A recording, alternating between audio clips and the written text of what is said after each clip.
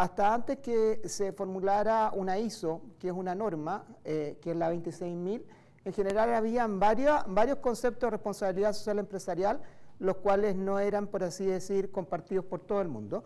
Y la gracia de la ISO 26000 fue que rescató esos conceptos y los plasmó en una definición que hoy día nosotros podemos ver y que compartimos a nivel mundial, ¿ya?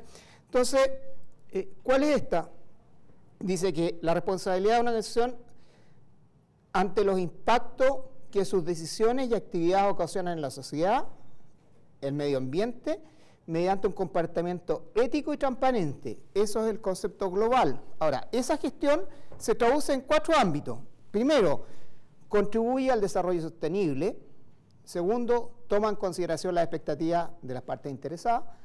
Tercero, cumple con la legislación aplicable. Y cuarto, está integrada en toda la organización y que se lleve a la práctica en sus relaciones. O sea, estoy armando a partir de un tema genérico 4 ámbitos, 4 áreas de gestión bastante precisas, que eso es lo interesante, ¿ya? Esta definición es la ISO 26000 del año 2010. Estamos parados hoy día en el 2013, entonces se van a dar cuenta que tampoco es algo muy antiguo, y lo interesante es que solo hace 3 años, de alguna manera, la gente que está en el área se puso de acuerdo de cuál era el concepto en general que yo compartía, ¿ya?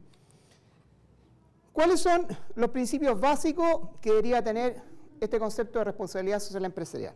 1, rendir cuentas. ¿Eso qué significa? De que nosotros como institución, como empresa, como organización, estamos para qué cosa, para que terceros, que son nuestros mandantes, de alguna manera nos miren, nos vean y nos digan si estamos haciéndolo bien o lo estamos haciendo mal. Segundo, el concepto de transparencia, que en Chile a veces lo asemejamos al concepto de probidad. ¿Eso qué significa? De un buen uso de los recursos, ¿ya? Tercero, el concepto de un comportamiento ético, ¿ya? No sé si ustedes tuvieron la oportunidad de leer o escuchar, pero en el último encuentro de NADE, que es de los empresarios más connotados de Chile, uno de los temas gravitantes, importantes y trascendentes para ellos, ¿cuál fue? La definición de cómo yo debo hacer los negocios para que tenga un comportamiento ético dentro de los niveles gerenciales, ¿ya? Cuarto, el respeto a los intereses de las partes interesadas, es decir, estoy entendiendo que como en administración a uno le enseñan, esto es un sistema y en los sistemas hay distintas partes y todas las partes tienen intereses y como tal lo que tengo que hacer es tratar de conciliar esos distintos intereses. Quinto, el respeto al principio de la legalidad, es decir, tengo una cierta estructura normativa que reglamenta la relación que yo tengo al interior de la empresa y exteriormente con mi entorno. Sexto, el respeto a la normativa internacional de comportamiento, es decir, no solo soy un respeto a nivel país, sino que también estoy incorporando en mi concepto la idea de globalidad, ¿ya? Y por último, el respeto a los derechos humanos. Ahí tengo 7 principios que son principios básicos que esta norma delimita de alguna manera, ¿ya? Entonces, ¿qué es lo que hacemos? Nosotros vamos viendo de que a través del tiempo hemos ido evolucionando desde un concepto meramente legal, en el cual lo importante son los conceptos normativos, pasando a un concepto ético, avanzando hacia los conceptos económicos, y finalmente terminando los conceptos de filantropía, es decir, de que las organizaciones están y subyacen en un entorno y su tarea importante no solo es responder a quienes crearon la organización, a quienes la administran o a quienes invierten en ella, sino que a toda la sociedad en la cual están inmersos. ¿Bien? Entonces, vamos a entender que RCE es una realidad que está inmersa dentro de ciertas tendencias que han venido evolucionando en el tiempo. Estamos parados hoy día, ¿en qué cosa? Estamos parados en el siglo XXI. Y el siglo XXI nos ha planteado una serie de desafíos que hay algunos que nos tienen un poco inquietos, porque nacimos en el siglo XX, pero trabajamos en el siglo XXI. Hay otros que nacieron en el siglo XXI y trabajan en el siglo XXI, por lo tanto, entienden mejor estos desafíos que están ocurriendo el día de hoy, ¿ya? Y esto es interesante porque ustedes se dan cuenta, a nivel gerencial, hoy día en muchas empresas los estamentos son gente de 40, 50, 60 años, por lo tanto son gente que viene con conceptos, con ideas y con un background, una experiencia anterior del siglo XX, pero que hace negocio en un escenario del siglo XXI. Por otro lado, tengo una serie de jóvenes que están emprendiendo otros negocios en un contexto del siglo XXI con otras reglas del juego, ¿ya? Entonces, hay 5 grandes ideas que están impulsando la RCE. Uno, modelos de negocio que incorporan, ¿qué cosa? Los requerimientos de los movimientos sociales, ¿ya? O sea, hoy día los modelos de negocio, es decir, cómo yo de alguna manera me relaciono con mi entorno y genero algún resultado económico, entienden que ya no puedo estar ausente de lo que son los movimientos sociales, ¿ya? Segundo, el concepto de reputación institucional como un activo valioso a nivel de mercado, ¿ya? Ya no es el concepto solo de marca, que es el antiguo de que yo hacía un trabajo, desarrollaba un muy buen análisis, un muy buen apoyo técnico, y ya ahora estoy yendo no solo a la marca, sino que a la reputación, ¿ya? Tercero, la sustentabilidad con el medio ambiente como un imperativo a largo plazo. Mi relación con el entorno y el medio ambiente ya es distinta que la que antes tenía, ¿ya? El gobierno corporativo en términos de una preocupación institucional, ¿ya? Acá está el tema que nosotros hemos visto ahora de que efectivamente hace mucho tiempo en nuestro país existía la normativa de que las sociedades anónimas tenían directorio, pero han ocurrido una serie de eventos en los últimos años que nos han llamado la atención y nos han hecho reflexionar sobre que ser director no solo es un tema pasivo, es un tema activo, y como tal, el director tiene una fuerte responsabilidad en el gobierno corporativo, es decir, en la buena administración de la institución.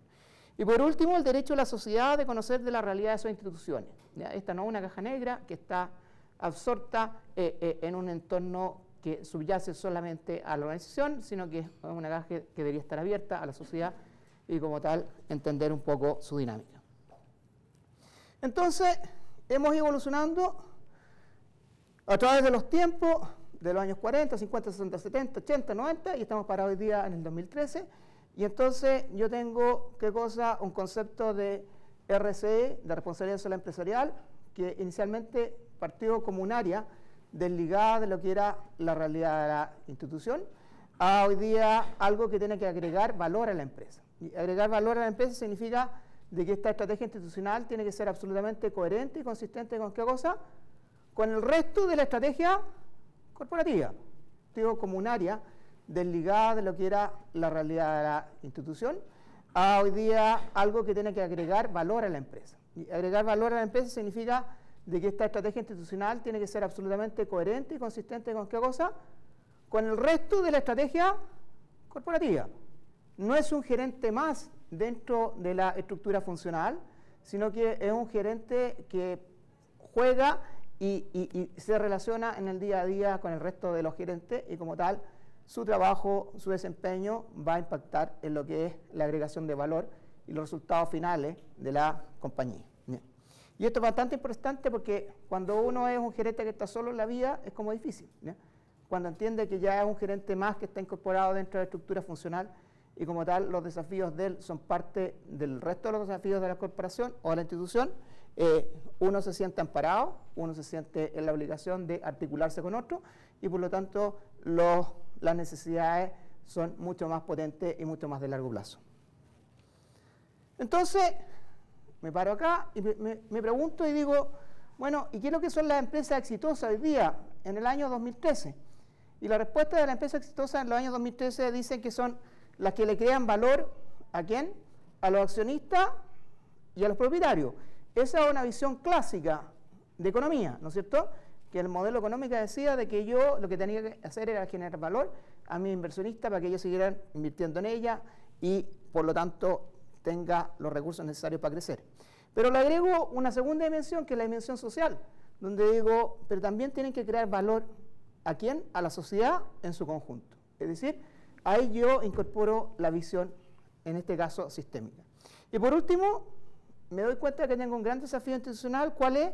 Maximizar su impacto positivo en todos los grupos que técnicamente se definen como los stakeholders, o sea, los distintos grupos que de alguna manera se relacionan con ¿quién? Con la compañía. O sea, ya no solo tengo que impactar positivamente al trabajador, al inversionista, al socio, al gerente, sino que a todos los distintos grupos que la institución tiene relación con ello. No sé si se dan cuenta, partimos de una visión absolutamente unipersonal, tal vez muy vacía y muy autorreferente, donde la empresa es por sí sola algo que busca su bienestar, y hoy día tenemos una visión mucho más integrada, mucho más global y mucho más sistémica, donde ella no tiene razón de ser si no tiene una relación positiva y adecuada con su entorno. Entonces, esta generación de agregación de valor busca lo que en negociación se habla de una visión de win-to-win, es decir, ganar-ganar, porque las relaciones positivas son cuando ambos ganan, no uno gana y otro pierde. Y en una relación de ganar-ganar, yo lo que tengo que tratar de buscar, ¿qué es lo que es? Generar rentabilidad económica, mejorar la calidad de vida y proteger, ¿qué cosa? El medio ambiente. Esas tres grandes dimensiones me permiten establecer un juego de ganar-ganar, y por lo tanto la negociación que yo voy a hacer con los distintos grupos en este caso, con los cuales me relaciono, va a ser una relación positiva y de largo plazo, y que me va a dar viabilidad al proyecto, que se llama institución. Ojo, y hablo de institución y no necesariamente de empresa, porque también este es un desafío al cual no están exentos las organizaciones sin fines de lucro. Involucrar ¿a quién? Es fundamental, a las personas, a una gestión corporativa honesta, un diálogo, ojo, permanente con los stakeholders. No sé si se dan cuenta, ya no es una relación unidireccional. Yo hablo con ellos y ellos entienden mi discurso, sino que ahora es una relación bidireccional, donde los dos de alguna manera establecemos un diálogo, ¿ya? Minimizar el impacto en la huella ecológica. Nosotros hoy día hablamos mucho de la huella de carbón, ¿ya?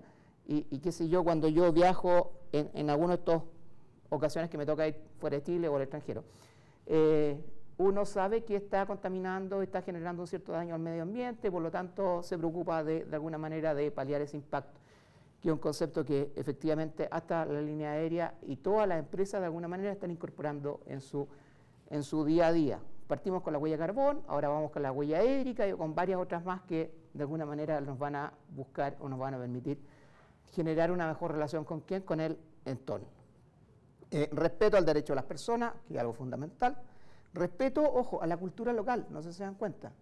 Ya tengo una relación y estoy metiéndome en el concepto o en el área que a ustedes subyace como gestores culturales, que es el respeto a quién? A la gestión cultural, es decir, a la gestión local, a la cultura en la cual la empresa está inserta, la institución está desarrollando su día a día. Un ambiente laboral grato, que eso es fundamental, y acciones de valor agregado para quién? Para la comunidad local. Ahí tengo una visión que es una visión estratégica, que de alguna manera busca la sostenibilidad del proyecto institucional.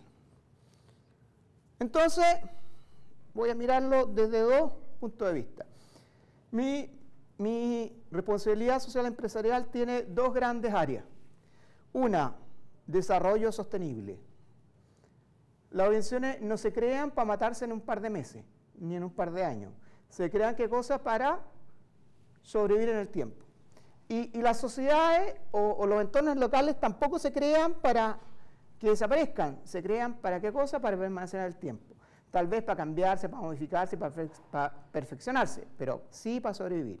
Y en otro lado, la reputación corporativa, y esto es fundamental. Alguien que no tenga una reputación corporativa adecuada, es muy difícil que sobreviva en el largo plazo, ¿ya? Y por lo tanto, estoy hablando no solo de las empresas, sino que también de las personas. Hoy día es un tema súper importante. ¿Con quién me asocio yo? Con alguien en el cual básicamente el elemento clave tenga confianza. Si no tengo confianza en mi socio, ese proyecto en sí mismo ya partió mal, ya partió, ¿cómo se llama?, con grados de confianza fuerte, y por lo tanto la forma de implementarlo y la ejecución que después voy a desarrollar va a ser tremendamente difícil. Y cinco áreas de gestión: cadena de valor, equipo humano, gobierno corporativo, entorno social y medio ambiente.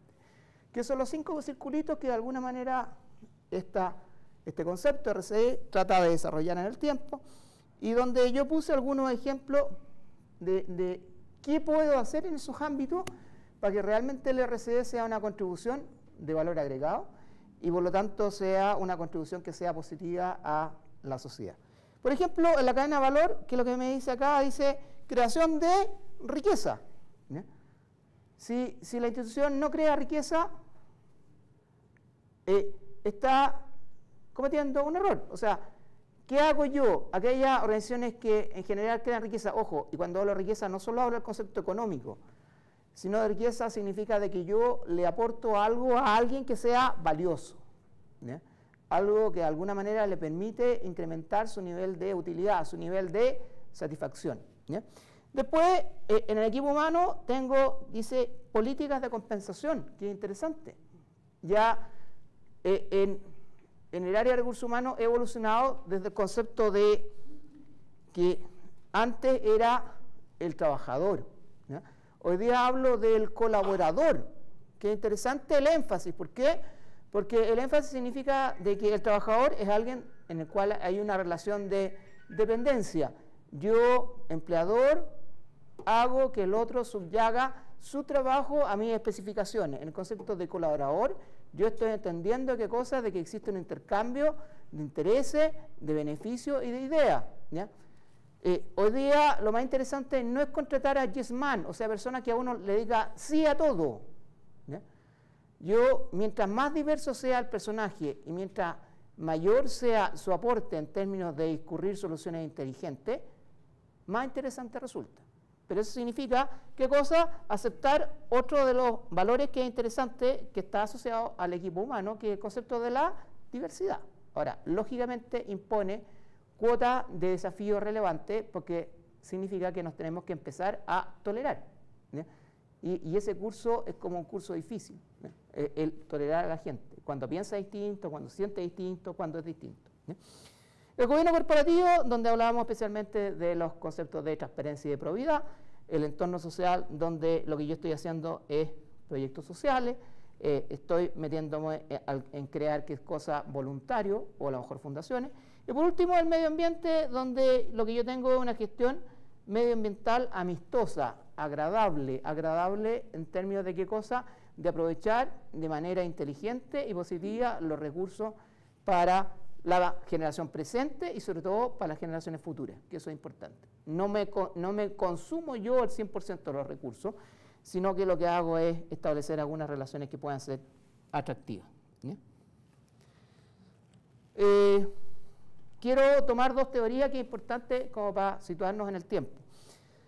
Una teoría es la de los stakeholders, es decir, de los grupos con los cuales la organización se relaciona. Y por lo tanto, si yo estoy en una empresa, y voy a insistir sobre el concepto que ya he dicho un par de veces, y estoy metido en un sistema, si la cabeza no habla con el pie, no avanzo, ¿ya? Si el pie anda solo, díscolo, sin que, la cabeza le dé las instrucciones inteligentes, seguro que me caigo en un hoyo, ¿ya? Y me va a doler, ¿ya? Entonces, lo que yo quiero hacer, es que mi relación con distintos grupos, de alguna manera, sea de tal naturaleza de que todos ganemos, ¿ya? Y entonces es interesante el concepto de conciliar intereses. Significa de que yo paso de una visión de yo hablo a nosotros hablamos, nosotros nos escuchamos, negociamos y encontramos, ¿qué cosa? Una solución win-to-win y que nos permita perpetuarnos en el largo plazo, ¿ya?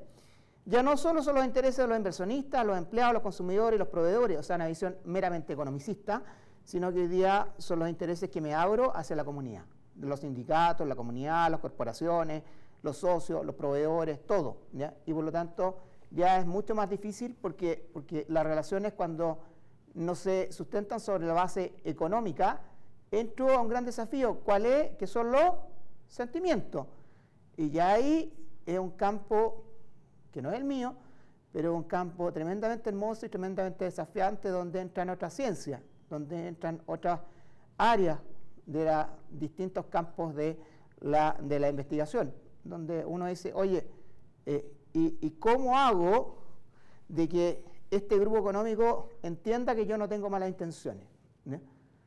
O cómo hago que esta persona entienda de que el fin último que yo estoy persiguiendo es un fin altruista y derribo todo eso que es tan perjudicial, que son los prejuicios o los modelos, ¿ya? Que cuando uno abre la puerta, muchas veces uno trabaja con esos modelos y no tiene esa capacidad de qué cosa, de sacarlo de su día a día, y por lo tanto las soluciones a las cuales llega no son las más óptimas. ¿ya? Y por último, el desafío ya no es maximizar beneficios, sino que es maximizar soluciones. ¿Y qué significa eso? Resultados. ¿Resultados de qué cosa? De la negociación que involucra a los distintos grupos. ¿Ya? Es maravilloso cuando yo estoy en la mesa y todos los que están sentados en la mesa, su labor es obedecerme. Es muy complicado cuando yo estoy en la mesa y la labor de todos, que lo que es consensuar una solución de largo plazo.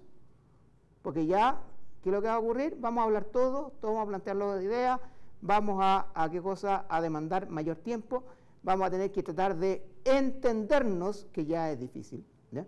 Uno de los grandes méritos del magíster en el cual llevamos años trabajando y hoy día Gabriel está presidiendo, es que ha sido capaz de integrar el mundo de los economistas, el mundo de los administradores y el mundo de la cultura, ¿ya? Y sobre la base de una sola cosa que es importante, que es lo que digo cuando comienzo mi clase. Hay una sola regla en mi clase y esa se llama respeto.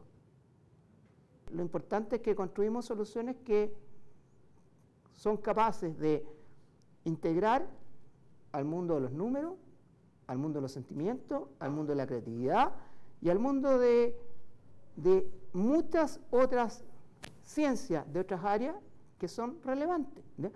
Yo antes de entrar ahora estaba hablando justo con otro profesor y él me decía, chuta, el mundo de la creatividad es espectacular, pero lo que pasa es que el concepto de creatividad que tienen muchas universidades es distinto, ¿ya? Claro que es distinto porque nos enseñaron a qué cosa, a competir, no a colaborar. Entonces, si hemos sido educados para competir, nuestra máxima, ¿cuál es? Es ganar, ¿no es cierto? Pero si nuestra máxima es colaborar, las formas de enfrentar las relaciones son distintas. Entonces, es un escenario que, ojo, el RCE no ha llegado mágicamente desde el mundo de Disney y la maravillosa propuesta del mundo de la fantasía, ¿no? Sino que es una propuesta que ha ido llegando a través de qué cosa, de la evolución que ha tenido la humanidad en el tiempo. ¿Qué es lo que quiero? Recurso económico, estatus, bien, lo tengo. Pregunta, ¿soy feliz con todos los recursos económicos que tengo? Y lo peor es que la respuesta ha sido no, me siento vacío. Entonces, en ese momento viene otro cuestionamiento, bueno, ¿y qué hago para sentirme lleno? Si perseguí durante mucho rato un ideal económico y de que la posesión de las cosas es lo que me da felicidad, y me doy cuenta que en realidad no es eso el fin último de mi vida, sino que el fin último de mi vida es ser feliz y hacer a otros felices, ¿ya? Y entonces estoy sumando dos dimensiones que son mucho más difíciles de tratar de entender y de tratar de lograr. Entonces RCE, por favor, entiéndanlo que ha sido como una evolución del tiempo, una evolución en qué cosa, y que maravillosamente ha permitido y ha entendido de que yo necesariamente no puedo dejar de renunciar a mi condición de ser humano, ¿ya? Y el ser humano, una de las cosas básicas que hace toda la vida, que es lo que es buscar la verdad, ¿ya? Déjame avanzar y prefiero después ir al tema de las preguntas para no perder, ¿ya? La idea es adherir a las leyes, a regulaciones, a prácticas de negocio aceptadas por la sociedad, a la cual se desempeñan estas instituciones. O sea, cada sociedad tiene que llegar a qué cosa, a un cierto grado de acuerdo de cómo se hacen las cosas, qué es lo que está bien, qué es lo que es lógico, qué es lo que es justo, qué es lo que es legal. Y sobre esa base yo tengo que entregarle un mensaje para que los que operan en esa organización, en ese tipo de sociedades, sean capaces de cumplir, ¿ya? Y por último, son las formas de conducta de la empresa que reflejan un comportamiento responsable y proactivo en los negocios con los integrantes de la empresa, la comunidad, la sociedad y el medio ambiente. O sea, el concepto común en todas esas cosas es respeto a las personas, respeto a la sociedad, respeto al medio ambiente, respeto a los derechos, es respeto, ¿ya? Que es algo que en realidad es clave, ¿ya? Por lo tanto, mi pregunta es, ¿cómo afecta la percepción de los stakeholders, o sea, de los grupos, mi desempeño organizacional? O sea, acuérdense que yo vengo del mundo de los negocios, del mundo de la administración, no del mundo de la cultura. Entonces, si yo ando gerente le digo, oye, incorpora a tu día a día de RCE, el tipo me va a decir, pero explícame en un léxico de gestión, ¿por qué tengo que hacerlo? ¿Ya? Entonces, yo le voy a dar 6 grandes razones. Una, si la reputación de tu organización no es la adecuada, te va a costar ¿qué cosa? Atraer y retener trabajadores. ¿Estamos claros? Segundo, la productividad del personal no va a ser óptima.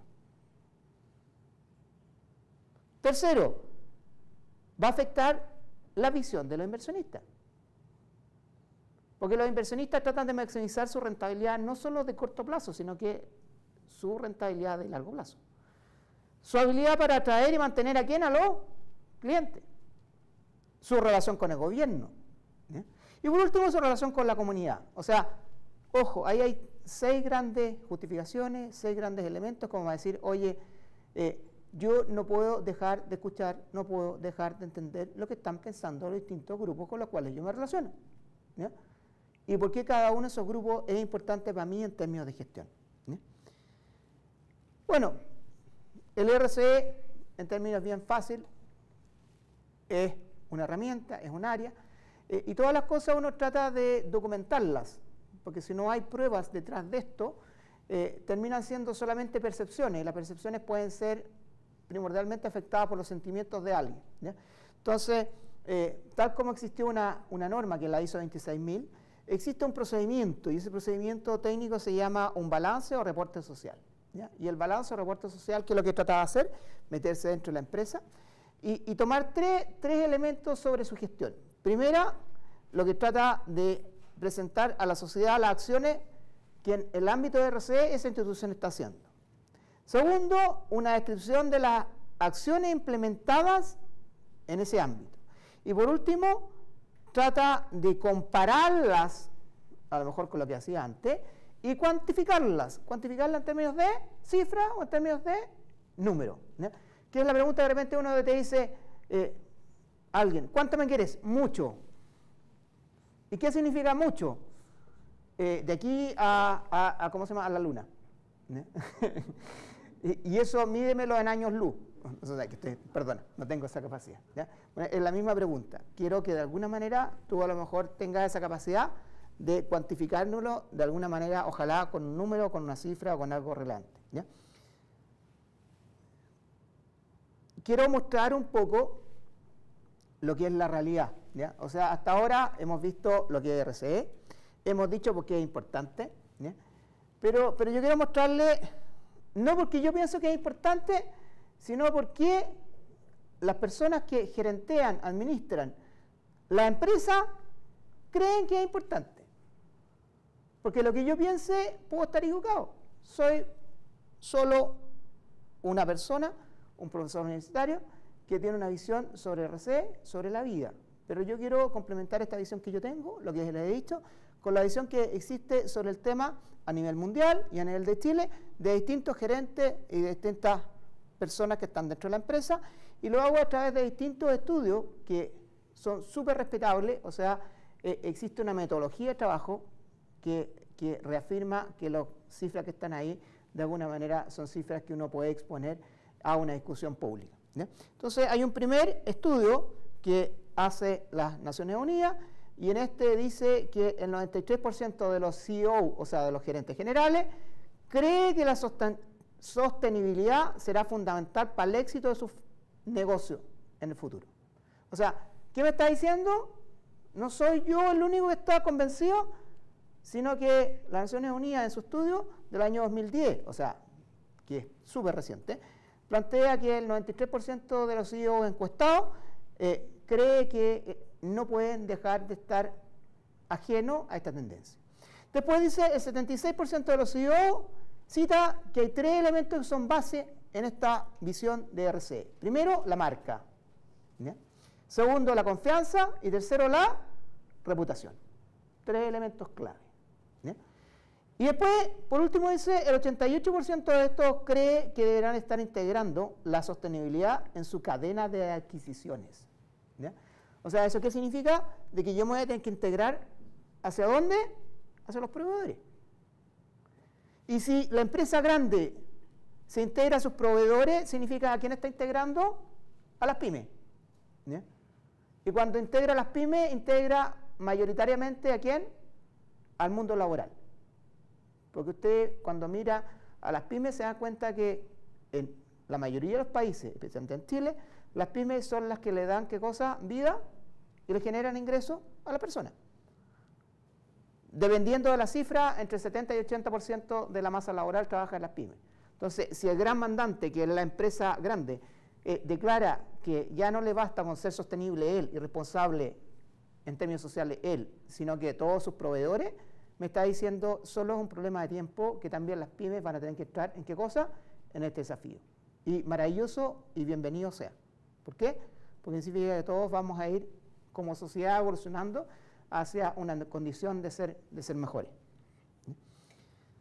Otro estudio, que en este caso es un estudio que hace otra institución y que es del año 2000 y que encuesta casi 20 países, y yo rescato solo una pregunta para mostrarles algo. Dice, ¿cuáles son los aspectos que la población toma en cuenta a la hora de juzgar una compañía? ¿Ya? Y me dice que en Chile el 41% considera como relevante la marca y la reputación. ¿Ya? Y en el caso de Estados Unidos, el 26%. Pero, ¿qué es lo que es interesante? En el caso de Estados Unidos, dice de que la responsabilidad mostrada a la sociedad es un 21%, en el caso de Chile, un 26%.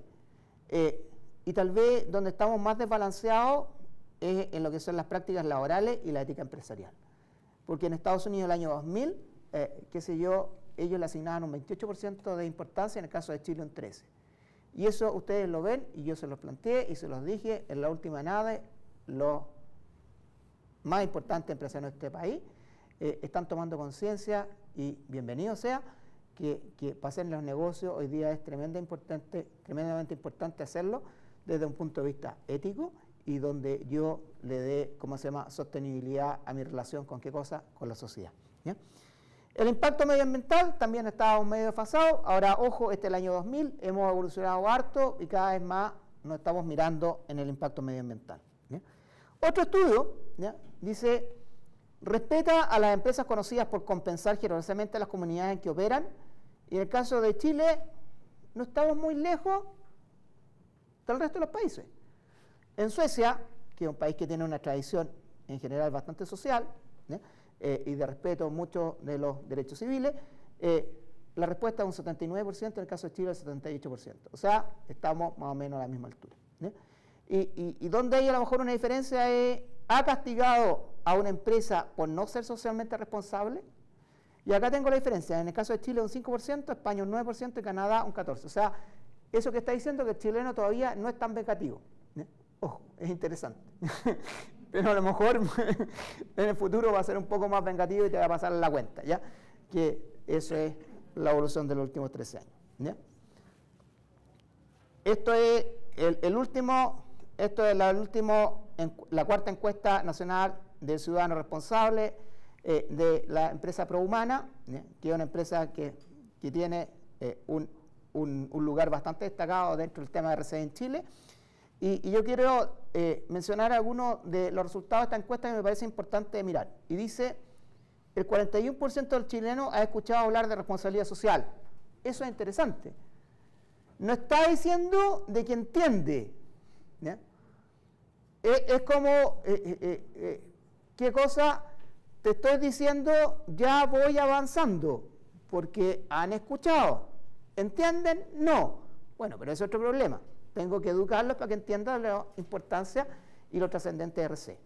Según dice, los encuestados califican al cumplimiento de la responsabilidad social en la empresa con un 4 y al organismo del Estado con un 4,4. O sea, estamos ahí. Es decir, en términos de alumnos, pasamos el curso raspando. ¿Ya? No somos alumnos de mérito, que seamos capaces de ser destacados. ¿Ya?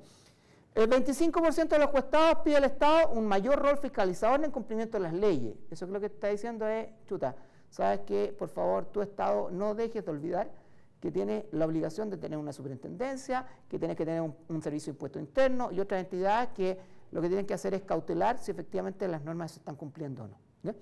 El 18% no considera a ninguna empresa responsable. Bueno, está bien, o sea, hay gente que a lo mejor es más extrema y dice, ¿sabes qué? Yo, bajo mi concepto de responsabilidad, que a lo mejor es mucho más estricto, mucho más profundo, entiendo que nadie cumple.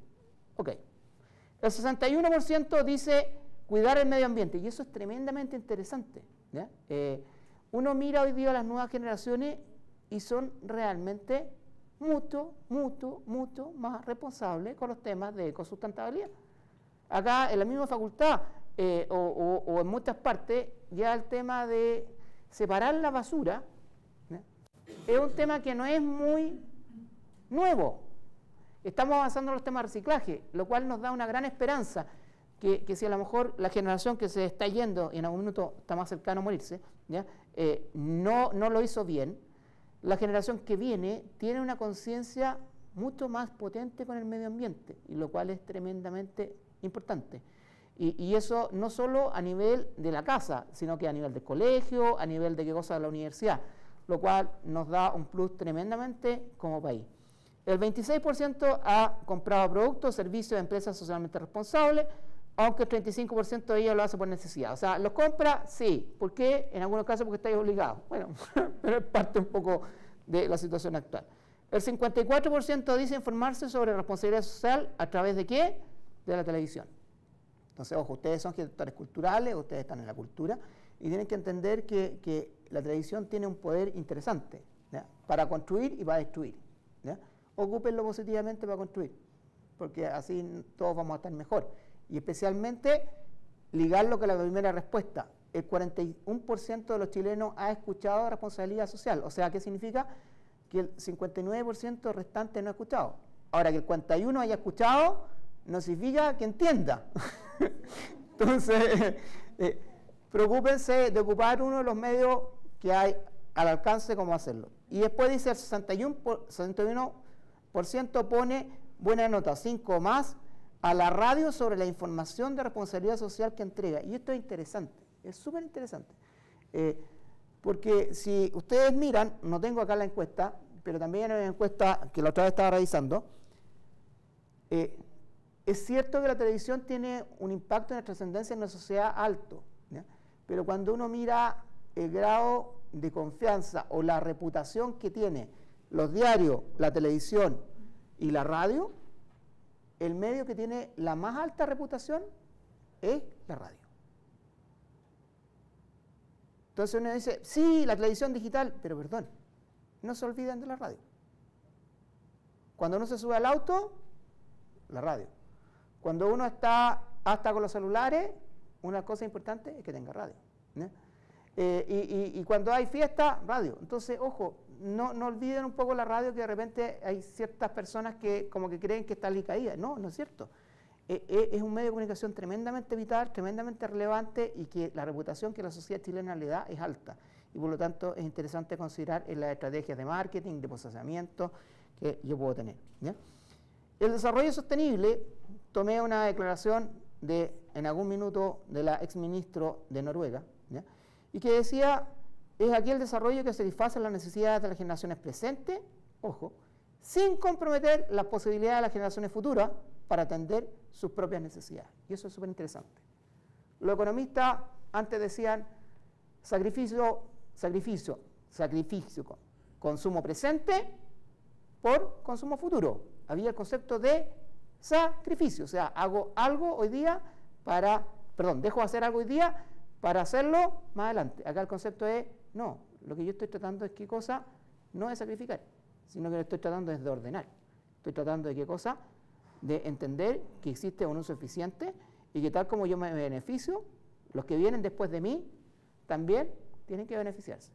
Sobre todo si yo tengo la visión de que existen futuras generaciones y parte de esas futuras generaciones van a ser gente que yo quiera, ¿ya? O sea, van a ser mis hijos y los hijos de mis hijos, ¿ya? Si yo entiendo que el futuro van a ser puros animalitos, bueno, está bien, o sea, tal vez no voy a tener esa percepción tan humana y tan importante que es del sentimiento. Entonces, tengo que entender que yo no puedo consumirme todo hoy día en perjuicio de lo que van a venir posteriormente, ¿ya?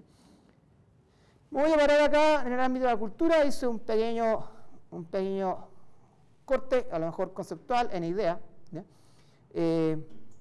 Bueno, Chile, no sé si ustedes lo saben, pero Chile en pocos sectores es un país que a nivel mundial tiene un poder importante.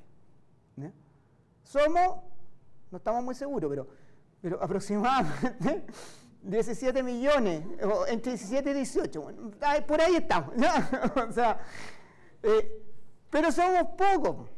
Si yo me comparo con los chinos, me comparo con los indios, no soy nadie. Entonces, en ese concepto, la pregunta es, ¿en qué sectores Chile tiene la capacidad de imponer, de hablar, de conversar, y en la mesa a uno lo consideran? Y uno de los sectores en los cuales Chile lo consideran se llama la minería. ¿Y qué es lo que es interesante? Que la minería, en este caso, que normalmente está en el norte, en condiciones súper inhóspitas, donde la vida de los trabajadores y de la gente que labora día a día son realmente increíbles, necesita también crecer como persona. No solo un tema de maximización económica, también es un tema de maximización personal y de maximización de lo que es su bienestar social, de su nivel cultural.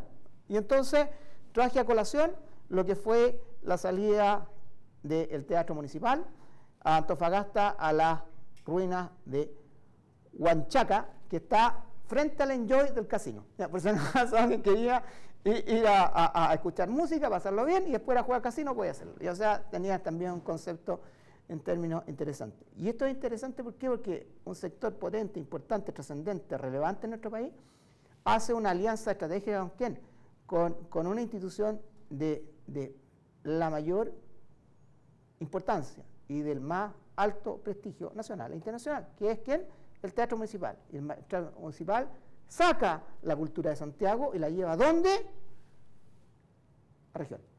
Entonces alguien que me diga, no se puede, sí se puede. Y hay ejemplos. Entonces, me estoy yendo al mundo de la cultura y lo voy a hacer de una manera a lo mejor que no esperan y que es interesante. En nuestra sociedad tenemos varios sectores o varias actividades económicas. Minería, educación, telecomunicaciones, manufactura. Y yo decía que dentro del área del RCE hay una institución que juega un rol importante, que es ProHumana. Y ProHumana, ¿qué es lo que hace? Hace un ranking. Y tomando los reportes de RCE, que es un tema objetivo, selecciona a distintas empresas y les da un reconocimiento, les da un premio diciendo que esas empresas tienen un estándar que está por sobre la media y que las hace merecedoras a un reconocimiento en que lo que están haciendo en RCE es un aporte a la sociedad. Entonces, yo tomé los años 2010, 2011, 2012 y 2013. Y grafiqué lo que RCE había establecido como empresa que tenían la condición de ser destacada o premiada en cada uno de esos años. ¿Y qué es lo interesante? Es lo siguiente. ¿Quién los 5 años lidera este ranking? La banca. Ahora, ¿por qué se lo estoy diciendo? Porque ustedes son gestores culturales, y gestor cultural necesita ¿qué cosa? Un nexo, un socio, un aliado con el cual trabajar sus proyectos. Entonces, la pregunta es, ¿dónde están mis mayores aliados en RCE? Y se los estoy diciendo. La banca tiene todos los años una figuración altísima, 4, 4, 5, 5. Después tengo sectores que se han ido metiendo, como el sector de energía, que partió con una empresa, y el año 2013 termina con 4 empresas.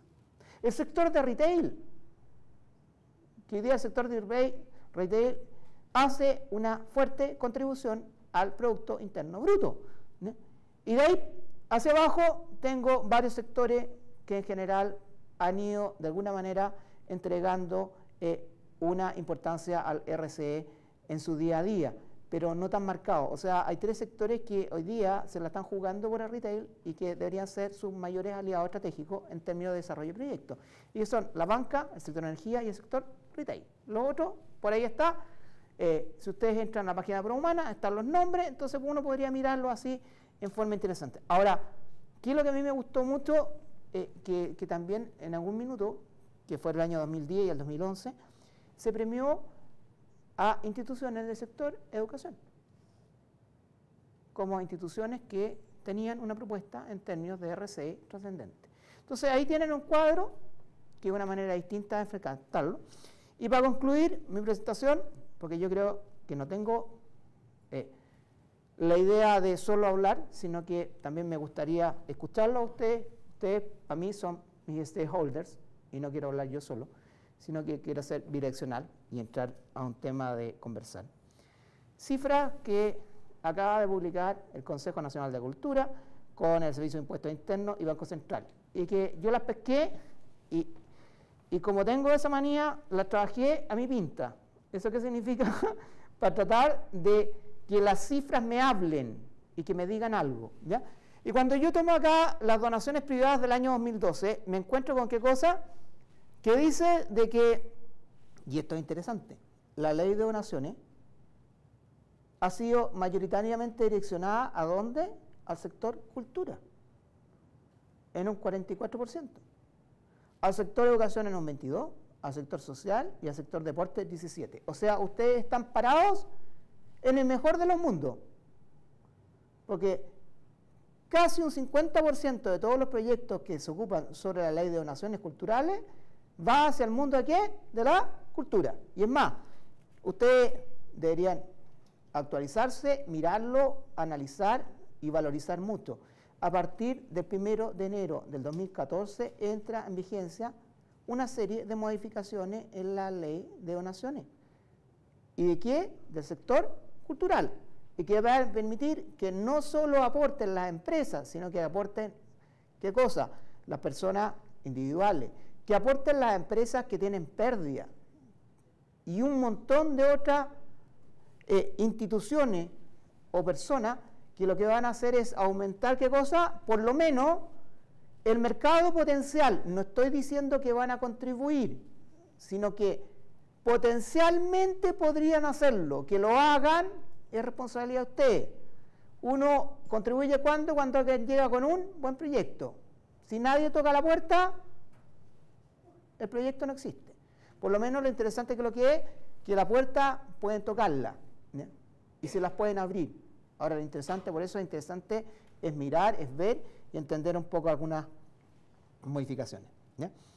Las donaciones desde el año 2009 hasta el 2012, y qué es lo que es interesante, el aporte privado en millones de pesos, y yo veo que desde el año 2009 hasta el 2012, con distintas variaciones, ha existido, ¿qué cosa? Una modificación positiva. Ahora, ojo, el año 2010, uno dice, ¿y por qué el 2010 fue un año tan importante a lo mejor? ¿Se acuerdan lo que pasó el año 2010? El terremoto, ¿ya? Bueno, entonces el terremoto fue un año excepcional y por lo tanto también muchas de las cifras de la economía no son proyectables en el tiempo. ¿Por qué? Porque fue un periodo de excepción en el cual yo di una serie de beneficios. Estos son el aporte por el número de contribuyentes. ¿Qué es lo que el número de contribuyentes? Es decir, el número de gente que puso plata en este caso en donaciones culturales, ¿ya? Y partimos con 629, bueno, y en general lo hemos mantenido sobre 800. Sobre 800 es un número súper importante. Entonces, yo que soy un gestor cultural entiendo que hay 800, ojo, y aún más, habían 800 potenciales donantes antes de hacer la modificación a la ley de donaciones culturales. Y ahora, con la modificación a la ley de donaciones culturales, potencialmente el universo de donantes se va a ver a partir del 1 de enero de 2014 también incrementado. Entonces, ahora, la mala noticia es que si no levantamos más recursos al sector de cultura, no es porque no se puede, es porque no pudimos, que eso es peor, es responsabilidad de todos nosotros. Y en esa responsabilidad está el qué cosa, el ser profesionales y hacer buenos proyectos. Pero ojo, no solo hacer buenos proyectos.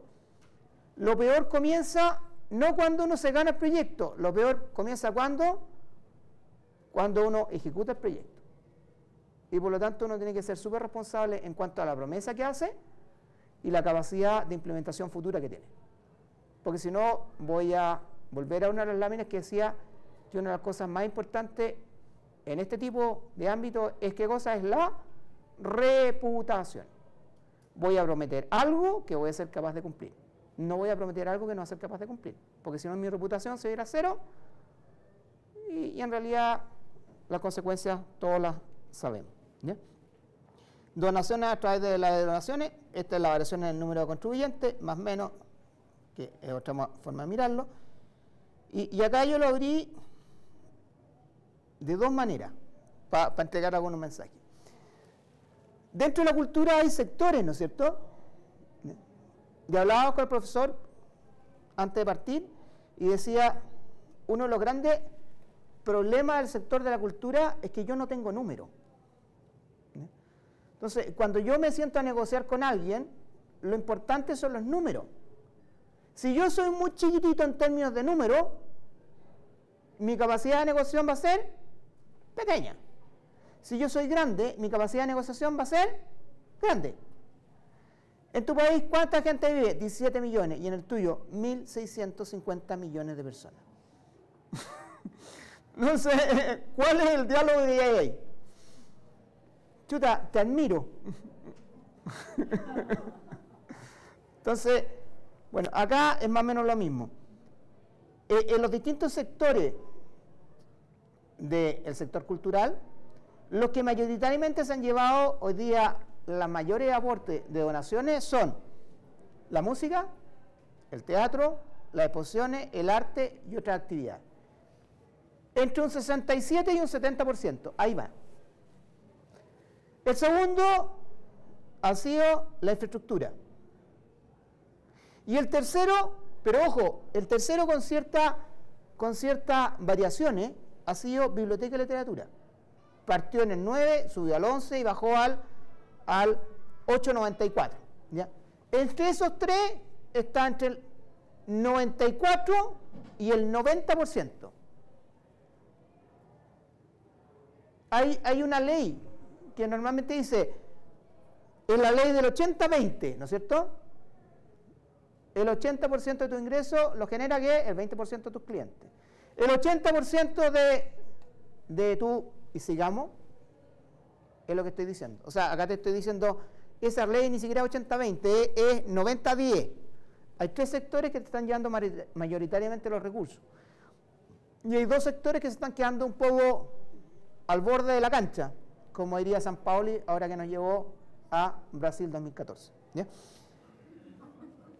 Patrimonio material y proyectos audiovisuales. Y como todas las cosas tienen fin, la última lámina es esta, ¿ya? Y era la que yo les decía. Bueno, ¿y cuánto peso yo como sector frente a toda la economía nacional? Y de acuerdo a las cifras que hoy día hay, el sector de la cultura pesa un 1,92% en relación al PIB, o sea, al Producto Interno Bruto. O sea, mi peso relativo al sentarme frente a una mesa de negociación es equivalente a menos del 2%. Eso es, muchas gracias, y dejo abierto la sesión para preguntas.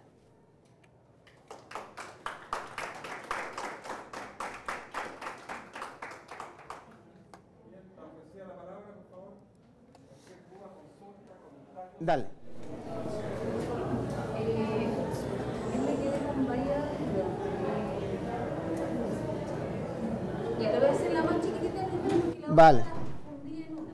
Ya. ¿A qué se refiere con el castigo de los consumidores a la empresa? O sea, más que a qué se refiere, ¿cómo se manifiesta?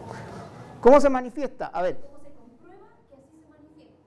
A ver, yo te lo voy a decir de la siguiente manera. Con un ejemplo real, Estados Unidos y Irak, ¿ya? Y los países del mundo árabe dicen, oye, chuta, no voy a ganar la guerra, pero ¿sabéis qué? Pongámonos de acuerdo y no compremos Coca-Cola. y no compra Coca-Cola. Eso es una sanción. Ya, pero son castigos entonces a gran escala. No funcionan las funas ni los castigos en el espacio. O sea, hay mucha gente que, no sé, no compra en la bola. Sí. Pero son cosas tan pequeñas que probablemente no sean cuantificables. O sea, son cosas súper grandes cuantitativamente en términos de cifras. O sea, si yo dijera, oye, ¿sabes qué? ¿Qué sé yo? No voy a comprar una marca tanto y tengo la capacidad de organizarme, ojo, a través de redes sociales y todo lo demás, el impacto que puedo tener es altísimo. Ahora, ojo, hay que entender que estamos viviendo en un mundo global. Antes yo me peleaba con alguien y ¿qué es lo que ocurría?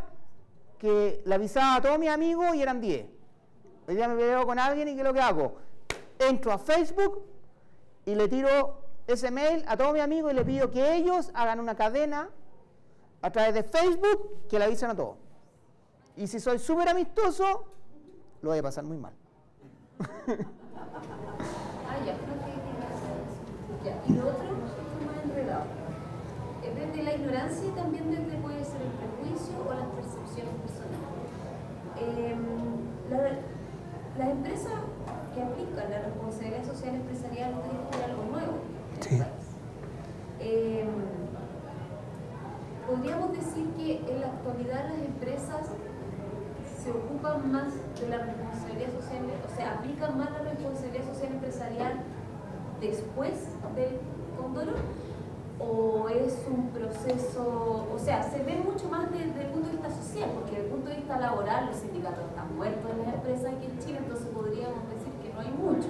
No sé cómo se da el trabajo, la empleabilidad o el respeto por sus trabajadores, los sueldos, delirantes, etc. No sé cómo se da, pero son sensaciones que tengo.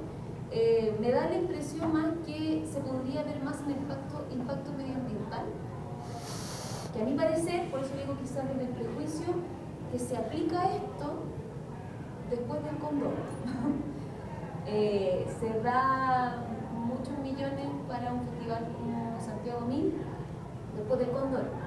Yo personalmente trabajé con una empresa de un laboratorio que se había mandado un condoro con unos medicamentos y hicieron una actividad sociocultural precisamente con personas que de alguna manera podrían ser el público que había sido afectado. Entonces, esa es mi duda. ¿Está avanzando hacia allá? ¿Hay empresas que se están preocupando en el antes y durante? ¿O por el momento la responsabilidad social empresarial es fácil captarla después del condoro? A ver, yo te voy a contestar un poco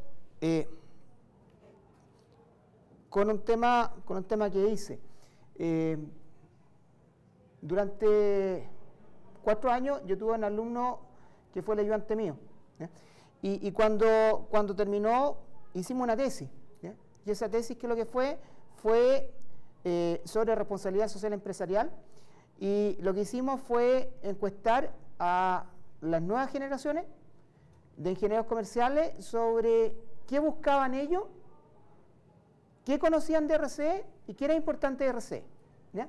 Y nos dimos cuenta de algunas cosas que a lo mejor en su minuto fueron relevantes. Uno, que la mayoría de los alumnos de primer año, igual como decía en la encuesta, decían entender lo que era RCE.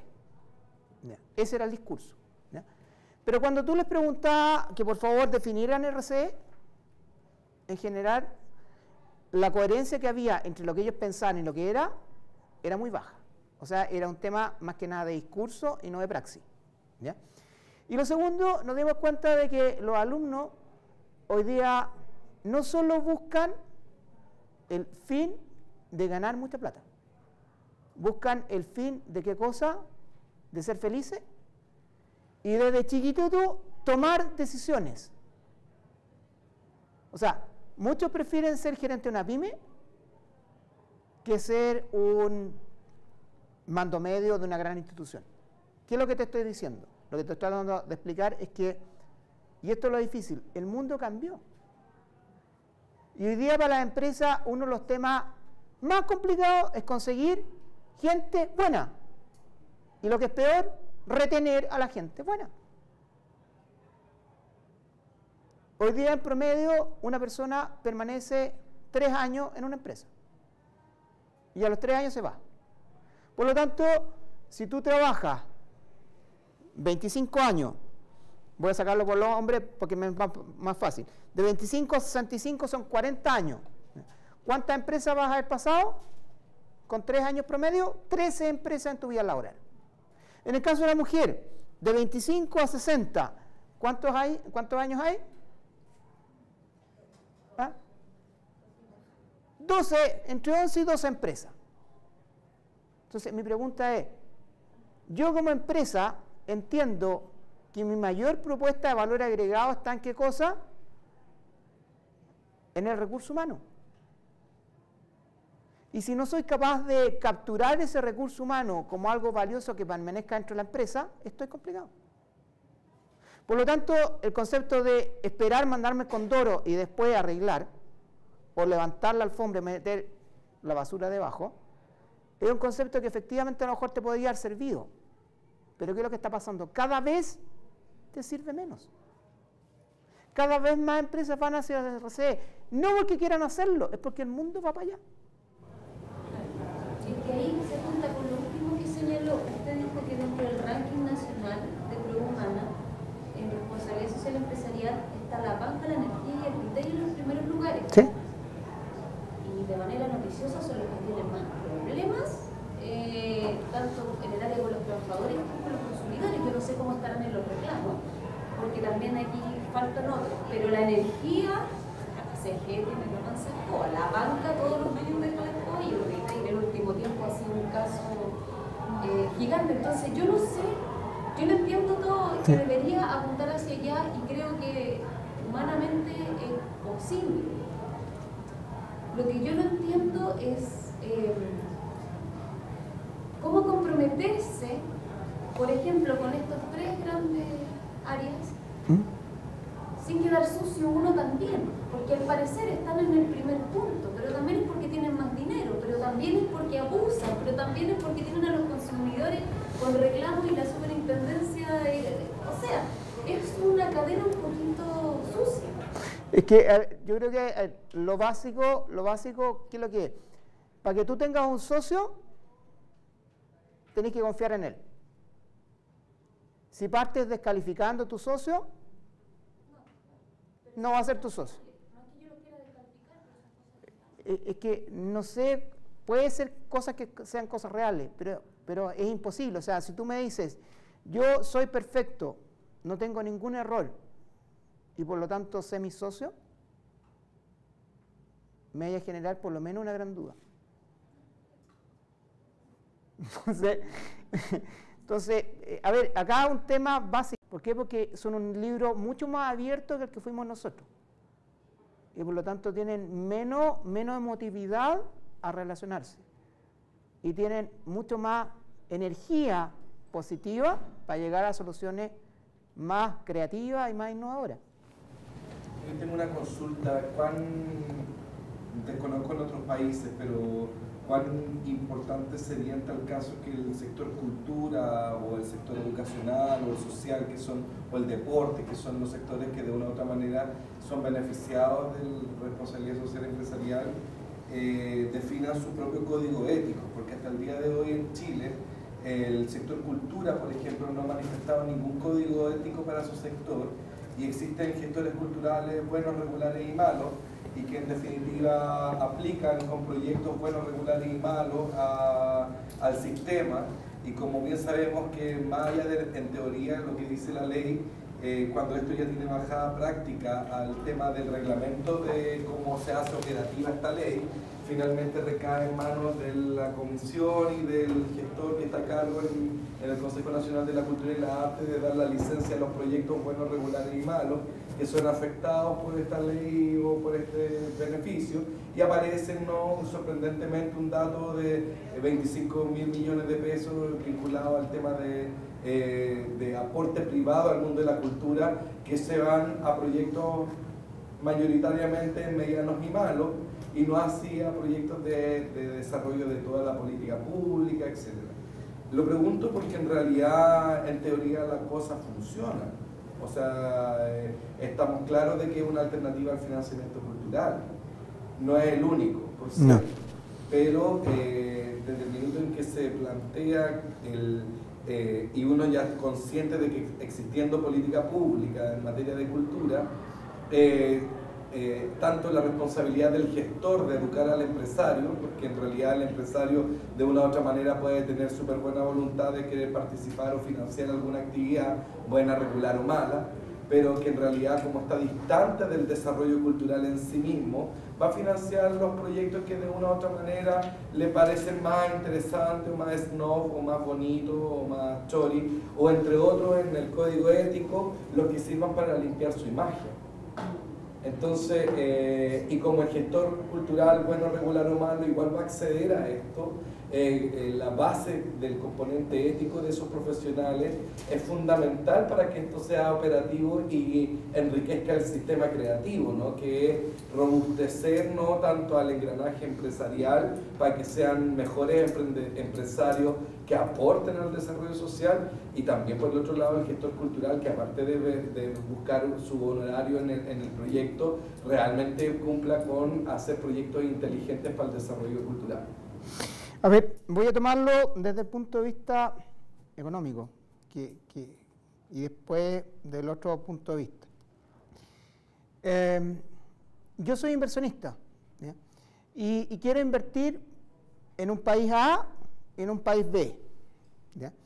El inversionista, cuando evalúa invertir en un país A o en un país B, tiene un indicador que se llama riesgo país, ¿ya? Y el indicador riesgo país, ¿qué es lo que me dice? Que la posibilidad de que mi inversión en aquellos países que tienen una tasa de riesgo más alta, a lo mejor no va a funcionar. ¿Sí? ¿Estamos de acuerdo? ¿Ya? Y por lo tanto, ese indicador hace que aquellos países que tienen un índice de riesgo más bajo sean susceptibles de traer una mayor cantidad de inversión. ¿Sí? Eso es la parte de arriba del iceberg. ¿Ya? Bueno, resulta que los inversionistas venían a un país X, no quiere decir cualquier, invertían, hacían su proyecto y presentaban un proyecto X, y el proyecto X, que supuestamente se demoraban 10 días en aprobarlo, se demoraba 90 días. ¿Sí? Entonces el inversionista dice, oye, pero la tasa de riesgo país dice que acá la inversión era atractiva y me voy a generar una rentabilidad alta, y llevo 90 días esperando que me aprueben el tema. Chuta, qué raro. La empresa que se demoraba 5 días en abrirse, según de acuerdo a la aclaración, dio 2 meses y todavía no puedo. Y entonces, como la gente es inteligente, dice, oye, ¿sabes qué? El indicador de riesgo país por sí solo me ayuda a tomar decisiones, pero no es el único índice que yo debería inventar. Entonces, no sé si ustedes conocen, hay un índice que existe en el mundo que se llama el índice de transparencia de los países. Ojo, índice de la transparencia de los países. ¿Y qué es lo que hace el índice de transparencia de los países? Te dice cuán transparentes son. O sea, ¿eso qué significa? Que las promesas que hacen al inversionista, si se cumplen o no se cumplen. ¿Ya? Entonces, cuando yo empiezo a mirar solo el indicador de riesgo país, y a ese le sumo índice de transparencia, me voy a dar cuenta que la región en la cual nosotros vivimos es una región que tiene una deuda altísima. Porque a lo mejor macroeconómicamente tenemos todas las condiciones, ¿qué cosa? Para que el inversionista invierta. Pero a lo mejor en términos de probidad nos caemos. ¿Ya? Entonces el inversionista que es inteligente no invierte, por así decir, con una regla filosófica, invierte con una regla económica. Entonces, pesca este indicador de transparencia y dice, oye, ¿sabes qué? En realidad, la tasa de descuento que yo le estoy poniendo a este proyecto no debería ser esta, súbela. Porque en realidad el factor probidad va a hacer que el proyecto, en vez de salir en 30 días, va a salir en 90 días. Y si sale en 90 días, la rentabilidad que yo tenía esperada, que era un 15%, no va a ser de un 15%, sino va a ser de un 30%. Entonces, ¿qué es lo que te estoy tratando de decir? Que la gente que toma decisiones cada vez se está profesionalizando más. Y ya no le basta con los antiguos indicadores que antes se ocupaban. Estoy ocupando cada vez indicadores mucho más científicos, mucho más precisos y más objetivos. No del tema del subjetivo, es que acá es tu opinión, pero la opinión de cada es distinto. Entonces, lo que yo quiero ir es a ese tema. Y lo segundo, que es interesante, que lo que tú dijiste, efectivamente, en los negocios y en el mundo de los recursos, una de las cosas fundamentales, voy a insistir, es el tema de la reputación. Y por lo tanto, hay áreas en que uno define códigos éticos. Y lo más interesante es que los códigos éticos no solo los define y los guarda, sino que los publica. Un ejemplo bastante concreto es fundraising. Fundraising, ¿sabes lo que es? Es el área que se dedica a qué cosa? A levantar recursos, fondos, ¿ya? Y la gente que trabaja en fundraising tiene un código ético, que no solo lo conocen ellos, sino que lo conoce todo el mundo, y está publicado. Entonces, ok, partamos de tener indicadores económicos, de indicadores de rentabilidad, pero también vamos sumándole indicadores que son más precisos y que van hacia el mundo de la ética, de la probidad y todo lo demás. Pero los indicadores en sí mismos no me sirven si es que la persona o el ser humano tiene realmente intenciones de cumplir. Y los chilenos, de repente, somos súper creativos. Súper creativos. Echa la ley, el chileno es brillante. Yo voy a hacer un comentario sobre... creo que en general la responsabilidad social empresarial para el Instituto para la Cultura funciona con cierto tipo de proyectos que le asegura una masividad en su imagen. Entonces no habría que discriminar ahí cuáles son los proyectos que podemos efectivamente ir a buscar recursos a través de a estas grandes empresas que son las que están ubicadas en el cuadro, pero hay un montón de otros proyectos culturales que no van a ser exitosos a ir a buscar nunca bajo este precepto. Y yo creo que para los que nos preocupa esto de también de meternos de contaminarnos un poco con lo que se denomina el lavado de imagen a través de lo que eufemísticamente se podría llamar responsabilidad social empresarial también, hoy día hay otras alternativas que son mucho más interesantes y que incluso están siendo contempladas en la nueva ley de donaciones culturales. Y es que los individuos también pueden aportar a la cultura, no solamente las empresas. Y finalmente los que generamos proyectos culturales, los que hacemos cultura, lo hacemos para un público, no para las empresas. Y ese es nuestro principal, quizá, objetivo. Y a la larga, en el tiempo, ese debería ser los principales, también, de alguna manera, inversores en cultura. Y hoy día hay fórmulas que se están generando que permiten, a través de la nueva tecnología, por ejemplo, hay páginas aquí en Chile, hay experiencias, una que se llama La Suerte de las Lucas, que acaba de ser inaugurada hace muy poco, en donde hay un proyecto, se sube ese proyecto a la página y son las propias personas que quieren ver cultura las que deciden si les gusta el proyecto, y si les gusta, incluso pueden financiarlo. Y si financian parte de ese proyecto, tienen ciertos beneficios como persona cuando ese producto cultural está terminado. Y hay experiencias que no solamente aquí en Chile, a nivel mundial, son cada vez más masivas. Es interesante ver cómo los individuos, como las propias personas, empiezan a financiar lo que quieren ver en cultura y lo que quieren consumir en cultura, entre comillas, consumir en cultura. Y hay proyectos de discos que se han financiado a través de este sistema, hay proyectos de películas, de audiovisual que se han financiado dentro de este sistema. Y hoy día la nueva ley de donaciones culturales contempla que los profesionales o personas individuales que tienen recursos y que quieren aportar van a poder hacerlo y descontar de su declaración anual de impuestos de primera categoría o global complementario esa donación que hace. Entonces es súper interesante mirar para allá también. Absolutamente. A ver, lo que tú estabas hablando se llama crowdfunding. Crowdfunding es un mecanismo, una herramienta que existe hace muchos años, ¿ya? Pero que ha sido o alcanzado masividad a través del concepto ¿de qué cosa? De lo que es Internet, de las redes globales y todo lo demás, ¿ya? Ahora, el punto central es lo siguiente. Las empresas no son malas ni buenas, porque las empresas son personas. Entonces, el que te da la plata, el que te pone el recurso, no es una empresa inerte, es una persona. Entonces, la buena o la mala reputación es asignable per se a una empresa. ¿Quién te asegura que todas las personas que te están dando la plata a través de una actividad de crowdfunding sean absolutamente diáfanas y transparentes? Nadie.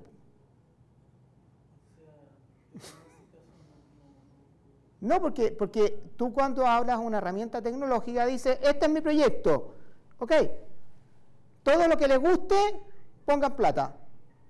Y todos pusieron plata. ¿Y cómo sabes tú detrás el background, la ficha personal de los tipos que te están poniendo la plata?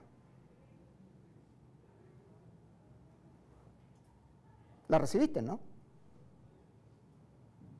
Entonces, mi pregunta es, ¿cómo hago crowdfunding asegurándome que los que ponen la plata son personas que tengan una vida o una hoja de vida intachable? Le hago una serie de preguntas y aquellos que no me parezcan, no los voy a dejar poner recursos en mi proyecto. Los beneficios no van a ser un lavado de imagen. ¿Los qué? Van a tener una entrada gratis al concierto. No hay beneficios como los que recibe una empresa de manera tan pura. No es el mismo mecanismo, porque, por ejemplo, minera y la naturaleza la relación tampoco, porque minera a la escondida, o sea, no lo hace anónimamente. En este caso sí, es anónima la donación. Claro, pero Anónima, o sea, yo como el que recibe esa donación, o la mediación que hace la organización que genera este crowdfunding, lo puede saber, pero no va a haber publicidad para esa persona va a obtener. ¿Quién te dijo que es así?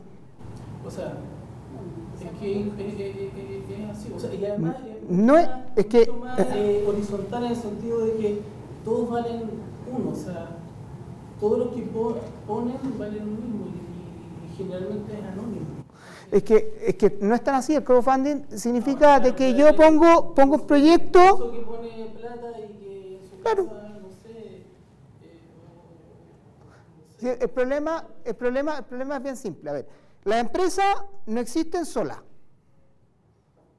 pero incluso para las pequeñas y medianas empresas o las Y para las pymes tampoco.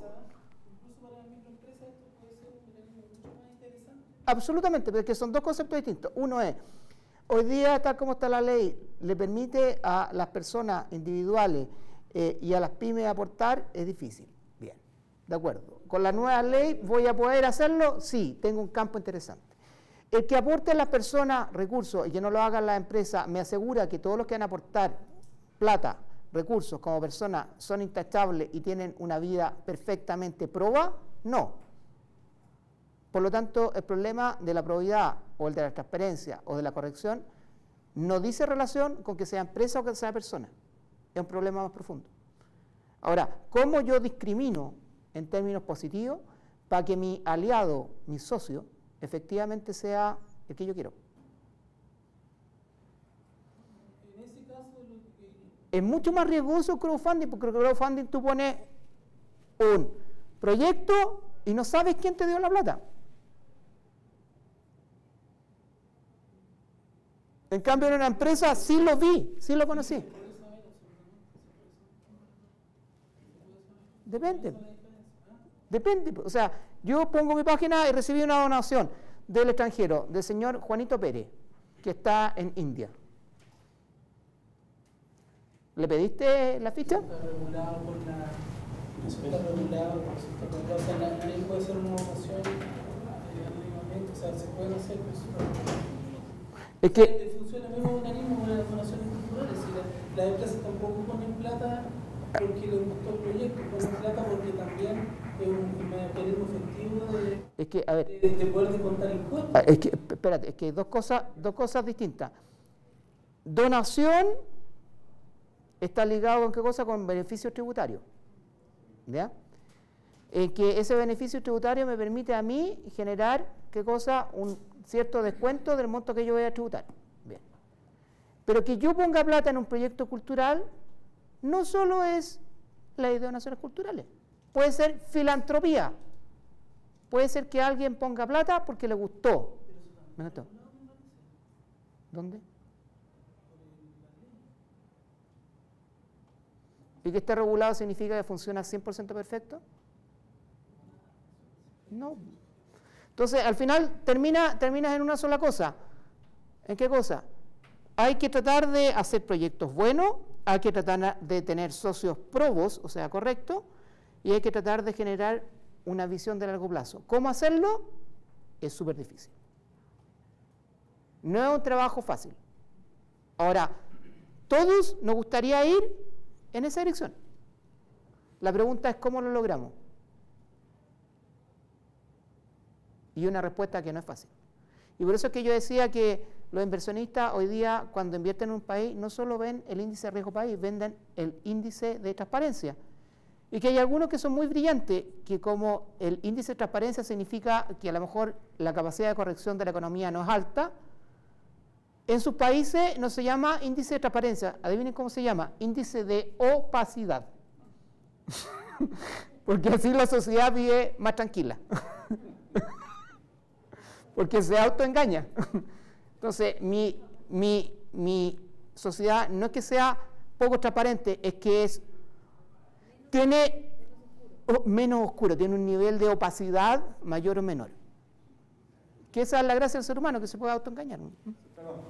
Sí, consultar más hacia atrás, tanto con el tema de la donación INE. Tiene que ver con la instalación del concepto de responsabilidad social. O sea, de acuerdo a lo que ya está instalado hace poco, entonces mi pregunta es que antes no era necesario, o sea, antes la empresa era totalmente responsable socialmente. Y mi otra pregunta es que, o mi conclusión a esto, es que va a existir siempre esta correlación, ¿cierto?, de ciudadanos que de alguna forma difundan o luchen por sus derechos, para que, por otro lado, la empresa siga instalando conceptos como la responsabilidad social. Entonces, esa correlación de fuerza, ¿cierto?, va a ir hasta dónde puede llegarse. Y a qué tope, porque si lo vemos así, ¿cierto?, seguimos exigiendo que sea más responsable la empresa, y las empresas siguen dando a lo mejor señales de ser responsables, va a llegar a un punto en que el país puede ser catalogado como un país de riesgo para la inversión.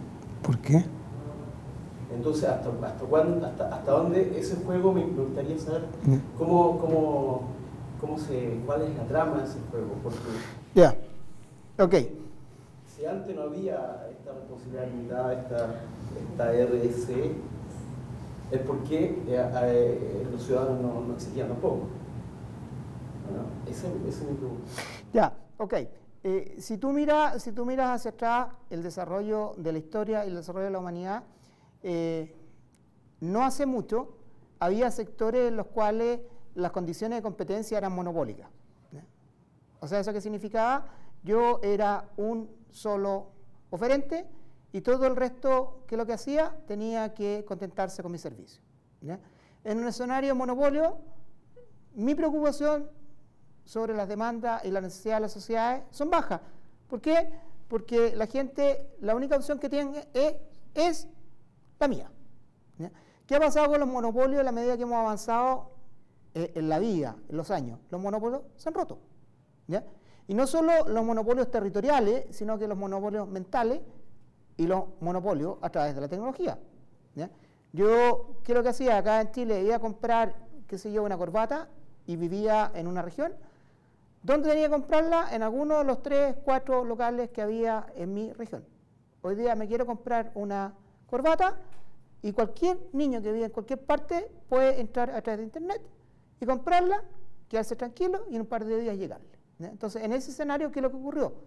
Se rompieron las condiciones que eran absolutamente distintas y hegemónica de relaciones entre un oferente y un grupo grande de demandantes. Hoy día lo más que existe es que la oferta es grande y la cantidad de demandantes para esa oferta son cada vez más exiguos. Entonces las relaciones de poder y las relaciones de intercambio comercial se vieron modificados. Y en ese escenario, ¿qué es lo que significa? Que el cliente se vuelve cada vez más importante, ¿ya? Entonces es algo, la pregunta es, ¿voy a volver hacia atrás en el mundo? Y yo creo que es difícil, no vas a volver para atrás, ¿ya? ¿No? A dónde apunto es que, ¿por qué ahora en los modelos de negocio incorporan, cierto, como ¿Sí? tú lo explicabas, incorporan un movimiento social? ¿Por qué incorporan, cierto, el medio ambiente sustentable? Es porque hay gente que reclama eso. ¿Por qué antes no? Entonces, ¿a qué voy yo? A que mientras, si no se hubiera reclamado, si no salió la gente a la calle, no hubieran las empresas incorporadas dentro de su modelo de negocio estos factores. Pero no solo es porque la gente reclama, es porque la capacidad que tienen las personas para hacerse escuchar es distinta que la que tenían antes, ¿ya?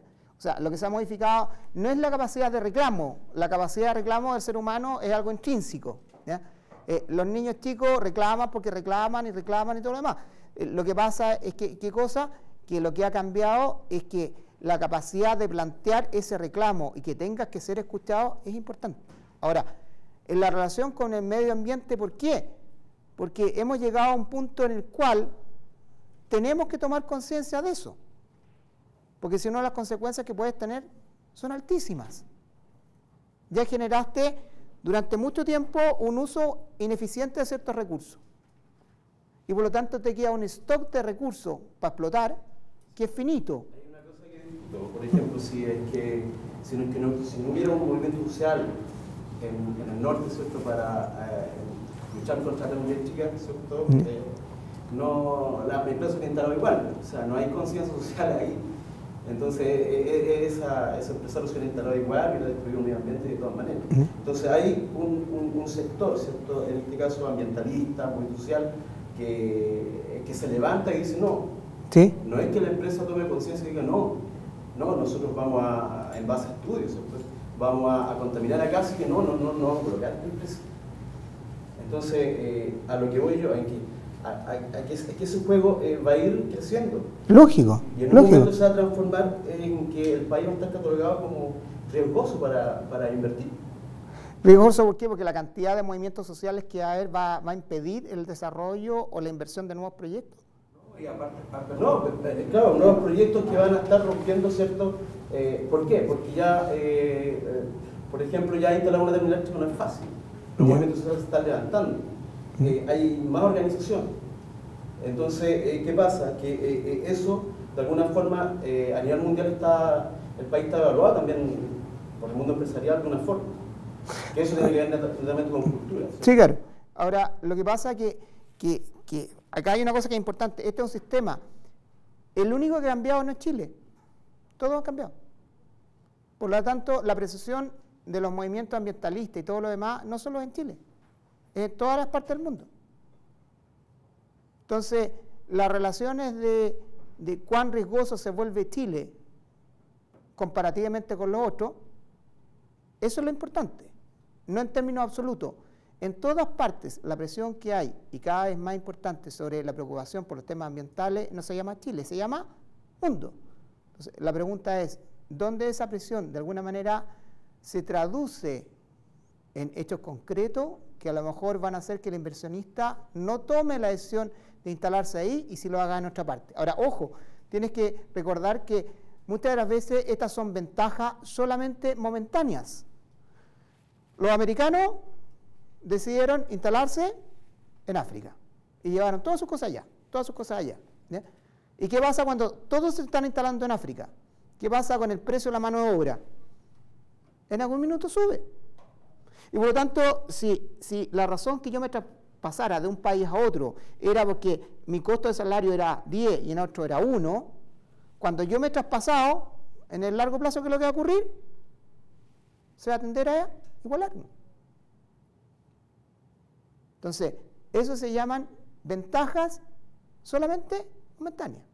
Lo importante que es que nosotros como empresa y como sociedad desarrollemos, ¿qué cosa? Ventajas competitivas. Y las ventajas competitivas, ¿qué son? Son ventajas que son posibles de sostener en el largo plazo per se. ¿Por qué? Porque tienes algo que tienes que es distinto al resto. Un ejemplo, imagen país. ¿Qué ventaja tiene per se Chile con respecto a otros países? Es un país de una diversidad en términos de clima, de fauna y de flora que pocos países en el mundo poseen. Eso es una ventaja competitiva. La pregunta es, ¿la sabió explotar bien o no? Es otro tema. El tema del salitre, ¿cierto? Chile casi era monopolio en salitre, Sí. pero llega a un punto donde la investigación y el costo hace rentable eventualmente estudiar una alternativa. Sí. Pasa también con el cobre, que en algún minuto, ¿cierto? Si el cobre sigue subiendo en algún minuto, va a ser rentable que finalmente, ¿cierto?, haya un sustituto del cobre. Absolutamente. Igual que con el petróleo, entonces todo eso es muy relativo, ¿no? Por eso, entonces, la pregunta es, ¿qué ventaja tienes tú que sea permanente? Es que nada es permanente. Por eso. Entonces, ¿qué es lo único permanente? El cambio. Y no solo el cambio, sino la exigencia que tú tienes que imponerte de cada día generar una ventaja. Que a lo mejor no es la misma que tenía hace 3 años atrás. Ahora, ¿el problema cuál es? Empieza a pensar en tu ventaja cuando todavía te va bien. Porque si empiezas a desarrollar una ventaja cuando estás mal, perdiste. ¿Qué es lo que le pasa a uno como persona? Cuando está con todos los problemas encima y en ese minuto empieza a pensar una solución. La solución a la cual va a llegar va a ser pésima. Porque no tenías la capacidad de reflexionar. ¿Cuándo encuentras una buena solución? Cuando vislumbras el problema con anticipación y tienes la capacidad de pensar. Por lo tanto, como ustedes dicen, no hay nada a lo mejor permanente. Sabemos que todo va a cambiar y que la velocidad del cambio es potente. Porque si antes demoraba 20 años en un tema, hoy día demoró 10 y ahora son 3. Y después van a ser 6 meses. Entonces, ¿qué es lo que ocurre? Que la ventaja mía me dura 6 meses. El magíster que ustedes tienen, ¿cuánto tiempo les va a generar una ventaja? ¿10 años? ¿20 años? Mucho menos. Antes uno estudiaba una sola carrera de la vida y era feliz, cumplía. Cumplí, papá. No voy a hacer nada más. Hoy día termino la carrera y apenas termino la carrera la pregunta es, ¿y qué voy a estudiar? ¿Y para dónde me voy a ir? Entonces, el desafío que hay es súper, hiper potente. Ahora, lo importante que lo que es, y yo lo felicito y le doy 1.000.000 de gracias, es la capacidad que tenemos hoy día, en este momento, de reflexionar. No tengo yo la razón, ustedes a lo mejor tampoco, y lo importante que lo que es que tenemos la capacidad de abrir la cabeza y de encontrar soluciones sin prejuicio, y que esas soluciones sean mucho más llevaderas y sean mejores no solo para nosotros, sino que en forma desprendida para nuestros hijos, para nuestro país y para otros. Y eso es lo importante. Lo importante es que nosotros tenemos un plazo finito, pero hay otros que después nos van a continuar. Y por lo tanto, cada vez más el espacio de egoísmo que el individuo tenía se ha dado cuenta que no es capaz de mantenerlo en el largo plazo y necesita ser gregario, necesita ser social. Y ese espacio te lo llena de manera fundamental, ¿qué cosa? La cultura. No es como alguna vez yo pregunté, dije, oye, voy a ir a Mozart, y alguien me dijo en la facultad, ¿va a ir a comprarte una torta? No, Mozart es algo más que una torta, ¿ya? Es un gran músico, ¿ya? Y un gran compositor. Y entonces mucha gente todavía asocia a Mozart a las tortas o los pasteles, ¿ya? ¿Por qué? Porque su desarrollo ha sido primordialmente económico y no ha alimentado el alma, ni ha alimentado el espíritu, que es tan importante. Bueno. Muchas gracias.